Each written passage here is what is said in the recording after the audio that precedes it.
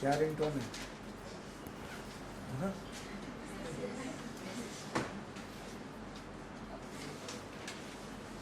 या क्लास शुरू होने के पहले ये तुम लोग करते हो कि जब खत्म हो जाए फिर हाँ रिमाइंडर लगा के रखते हो?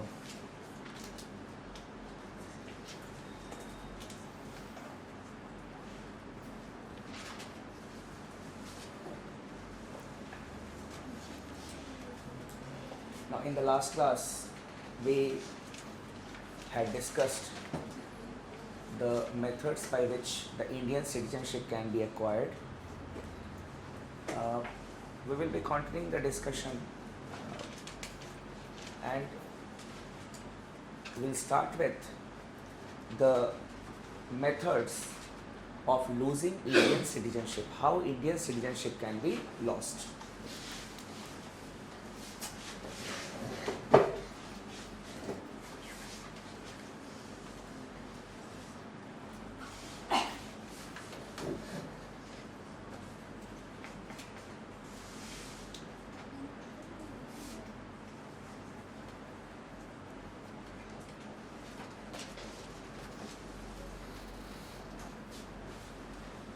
There are three modes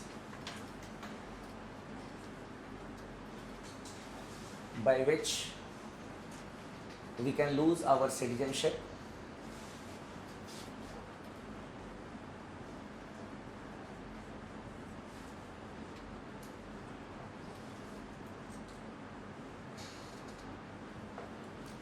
By renunciation,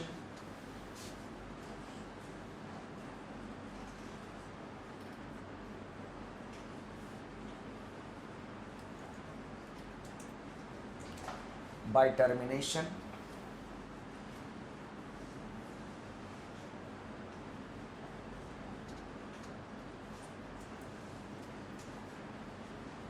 and by deprivation.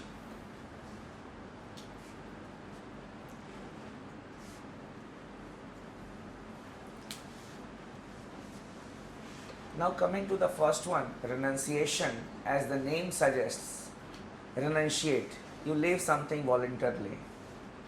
So when a person acquires the citizenship of another country and voluntarily surrenders the citizenship of India, it is termed as renunciation. Clear? लिख लो. If a person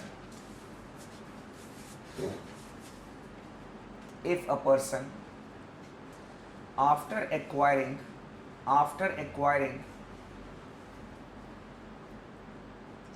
the citizenship of another country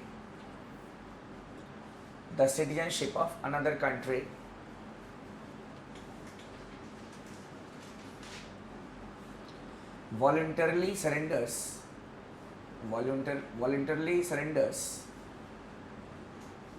the Indian citizenship.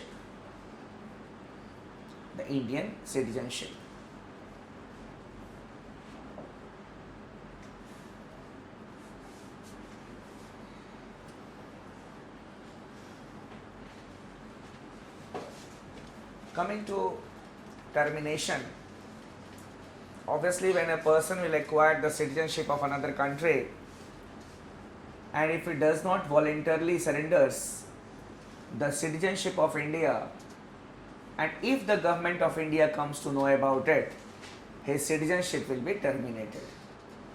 So termination is done when a person will not surrender the Indian citizenship after acquiring the citizenship of another country. ठीक है, लिख लो.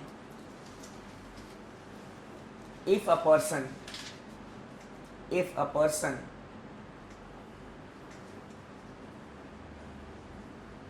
after voluntarily acquiring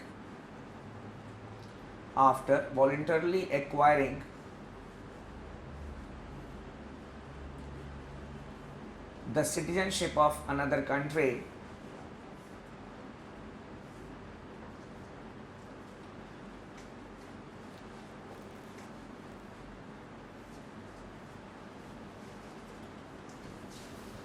does not surrender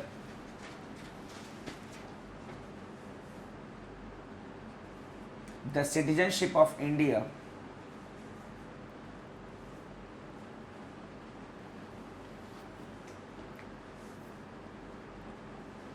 and if the government of India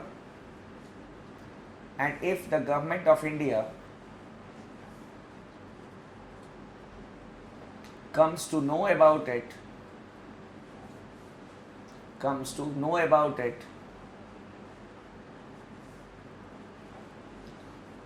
his citizenship may be terminated.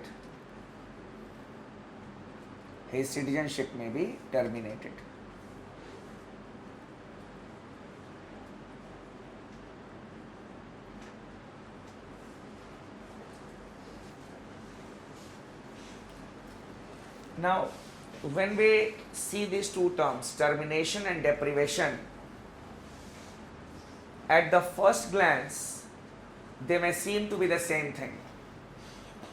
You terminate the citizenship of a person, or you deprive someone of Indian citizenship, or you deprive someone of something. So even if you terminate, you are depriving a person of citizenship. So at the first instance, at the first glance, both the terms may seem to be the same one, but there is a distinction in the Citizenship Act regarding termination and deprivation. Termination is done on the grounds that we have discussed now. Deprivation is done under some different grounds, which has been mentioned in the Citizenship Act. Clear? So what are the grounds of deprivation? You may write it. A person may be deprived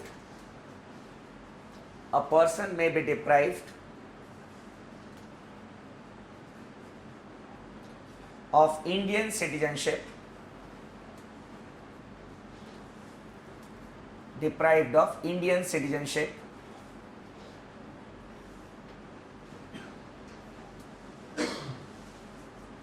by an order of the government of India,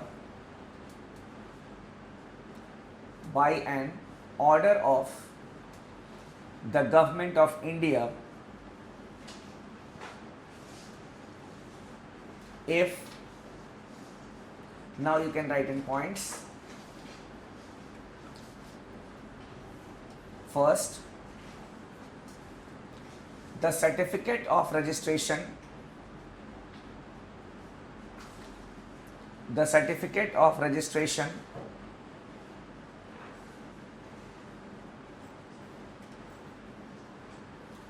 or naturalization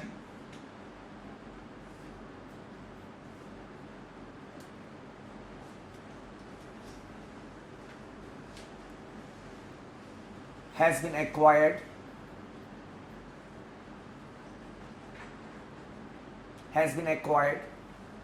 by fraud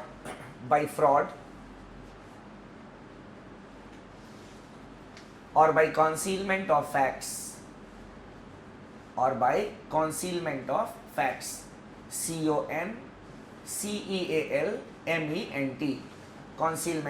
facts.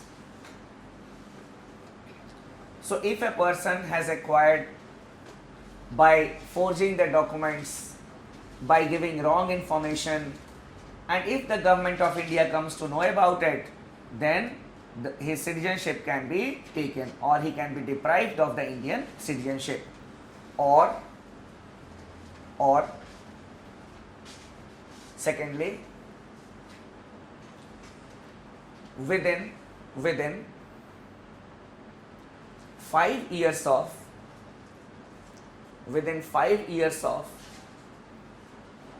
acquiring the Indian citizenship,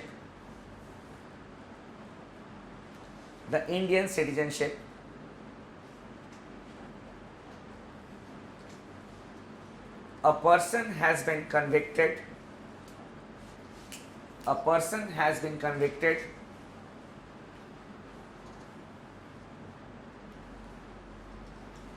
for at least 2 years,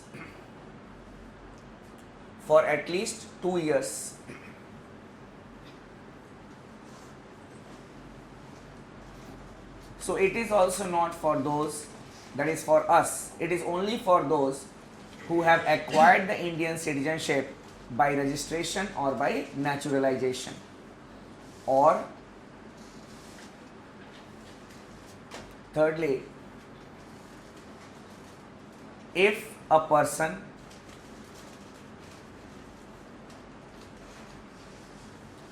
comma during a war, if a person during a war in which India was engaged,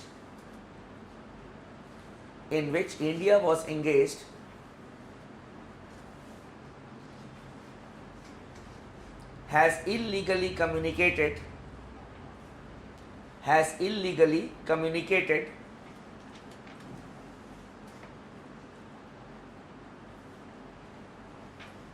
with the enemy.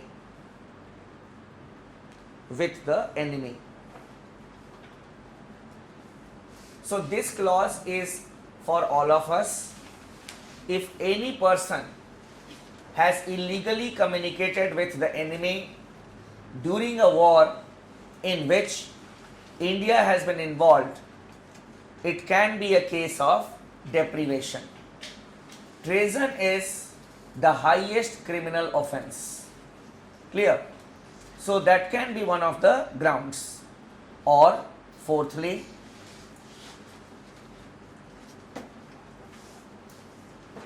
if a person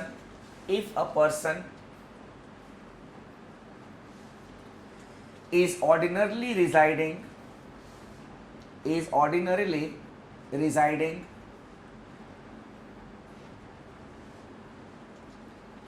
out of India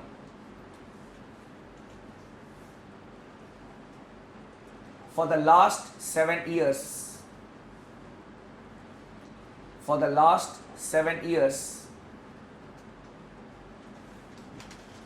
and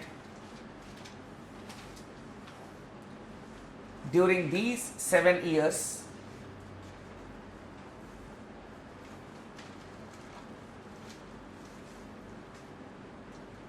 he has never been a student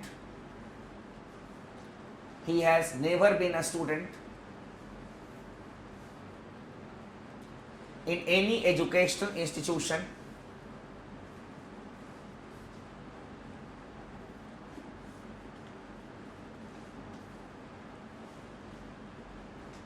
nor employed under the government of India,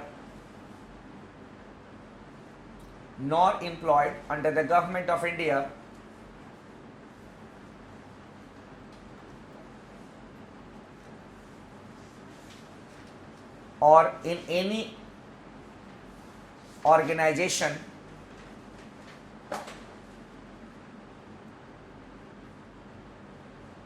of which India is a member,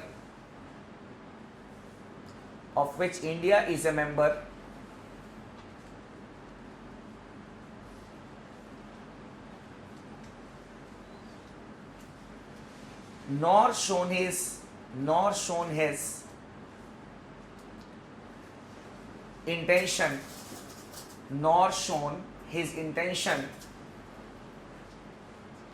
of coming back to India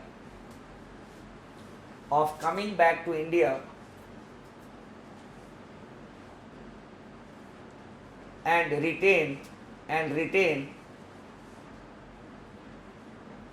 his Indian citizenship.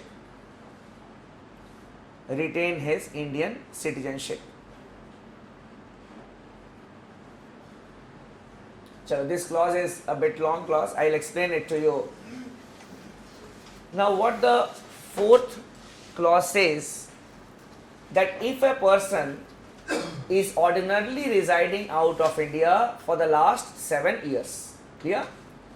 And during these 7 years, he has never been a student in any educational institution, nor he is employed under the government of India or in any organization of which India is a member. Now when we say India is a member, it may also mean those organizations, those MNCs which have been recognized by the government of India. We have got some memorandum of understanding signed with the other countries, some companies. So if a person is working there, not an issue, because the records are maintained in the Indian consulate or in the Indian embassy, that okay, these persons are the students or these are working in these institutions, the record is there. Because they have to get registered. Whoever goes abroad, he has to get registered in the Indian embassy also. For example, even the foreign students, they come to the university, they have to go to the FRRO and they have to get registered after they take admissions in the educational institutions here. So that, and not only this, their embassy also, so that they will have a record that okay, these students of our country are studying here or they are working here. But some persons, they go abroad for some social reasons. They may have some family obligations, they may have some social obligations, and that is why they go there. They are neither employed nor students. So for them, it is mandatory that if you are not doing anything, you have got for some different reasons apart from what we have written, every year you need to go to the Indian consulate or Indian embassy, and there is a declaration form. You need to fill up that declaration form and you will have to show your intention of coming back to India and retaining the citizenship of India. If a person has failed to do it for 7 consecutive years, 7 consecutive years, not 1 year or 2 years, 7 consecutive years, then it may be a case of deprivation. But the process of deprivation is not easy.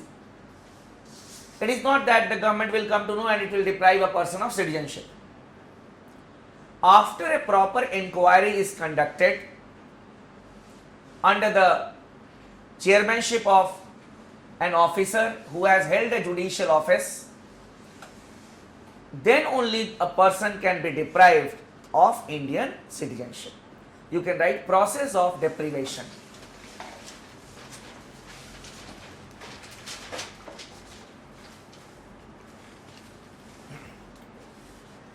Process of deprivation.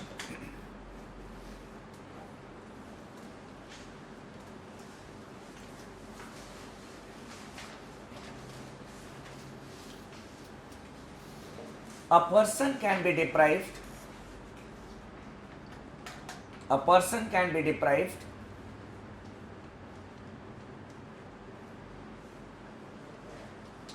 of Indian citizenship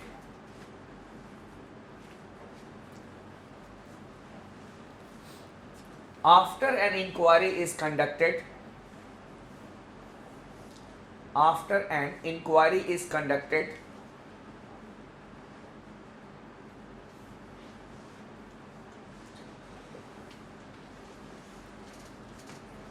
by a committee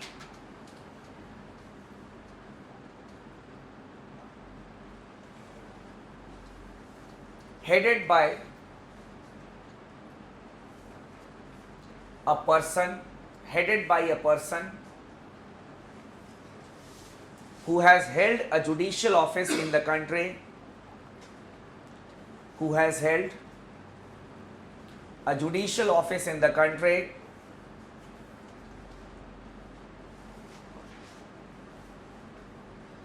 for at least 10 years.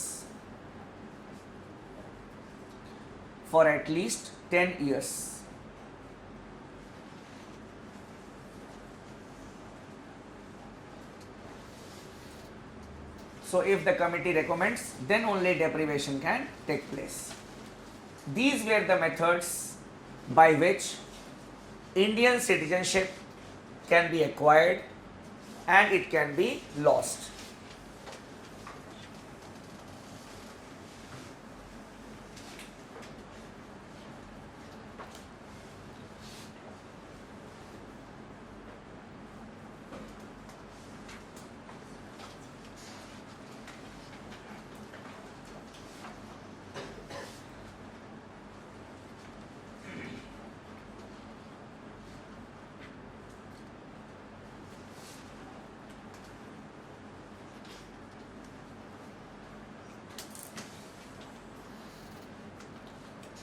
Dual citizenship for the persons of Indian origin and the overseas citizens of India, OCIs.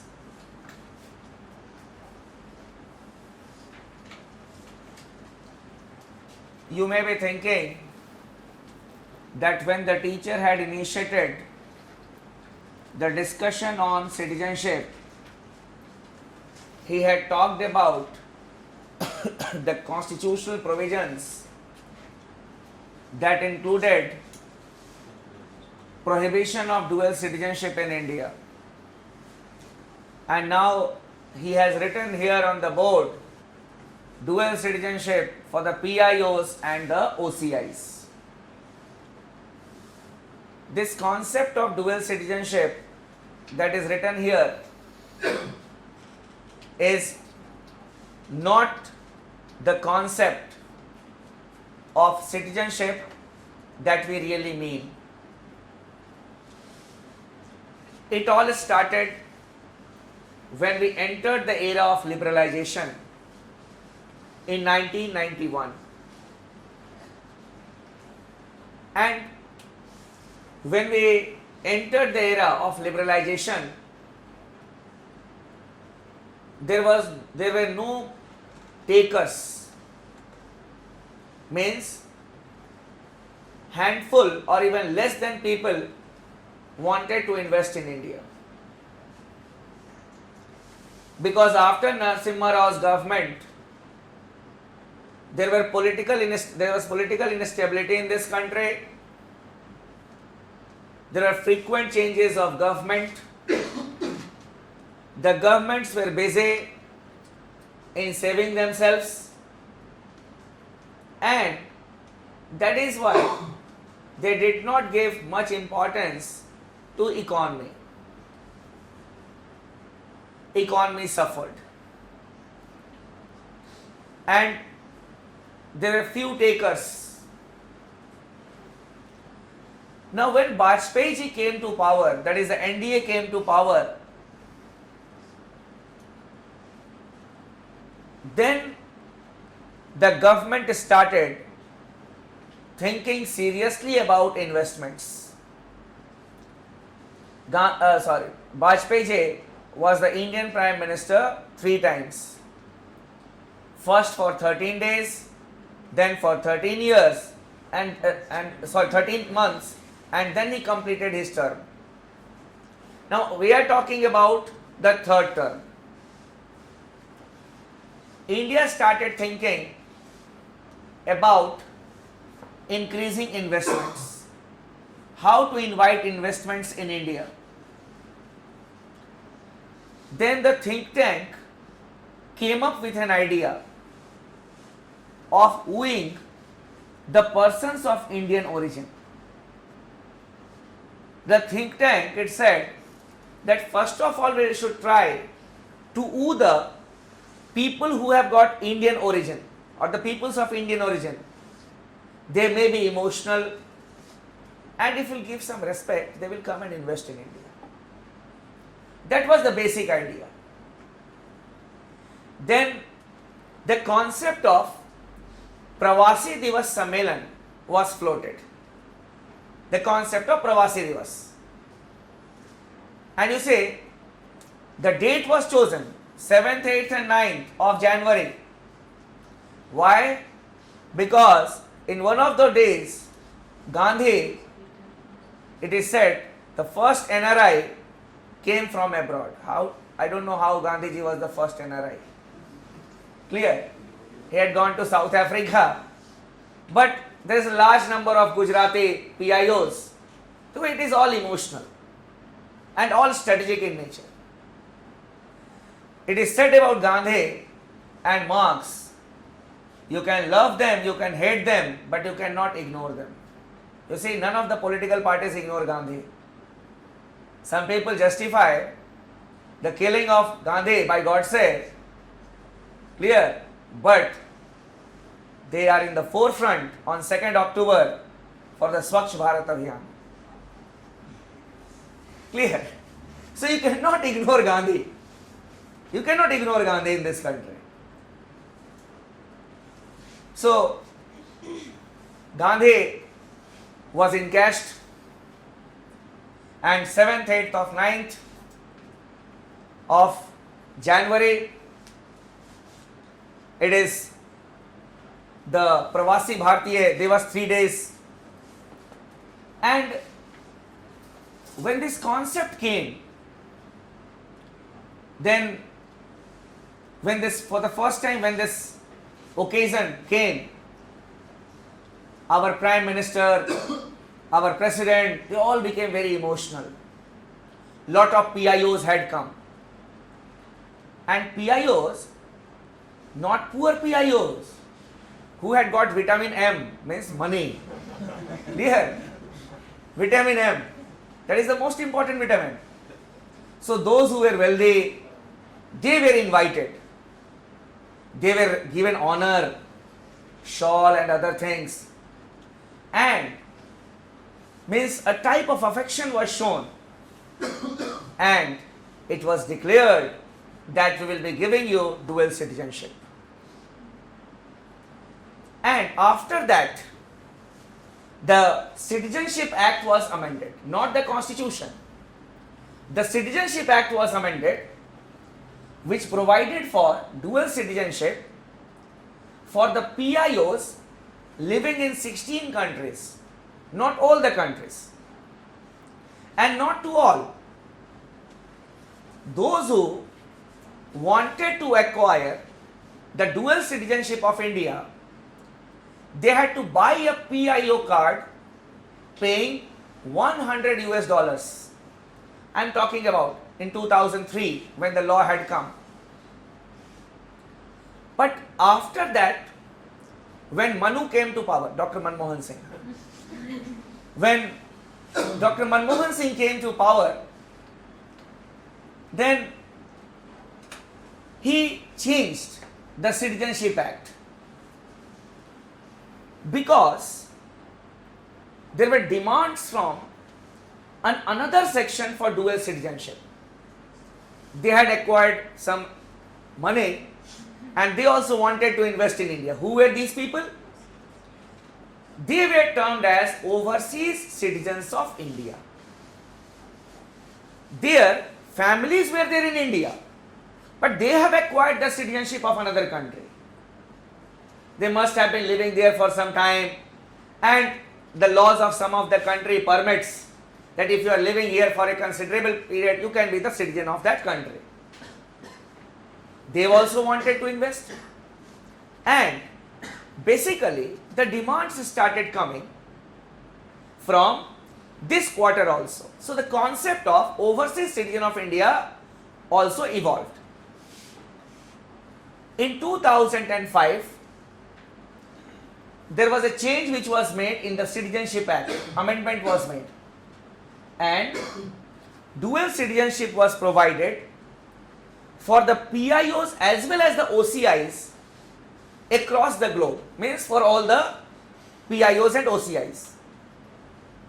Those who wish to take the dual citizenship need to pay a fee or to buy a PIO or OCI card. Now, what is the facility that they avail here? They can come to India without visa, then they can invest directly in projects, they can buy property in India, except agricultural land and farmland. Agricultural land to वैसे भी, if you are not an agriculturist, you cannot buy it. Amitabh had bought an agricultural land in UP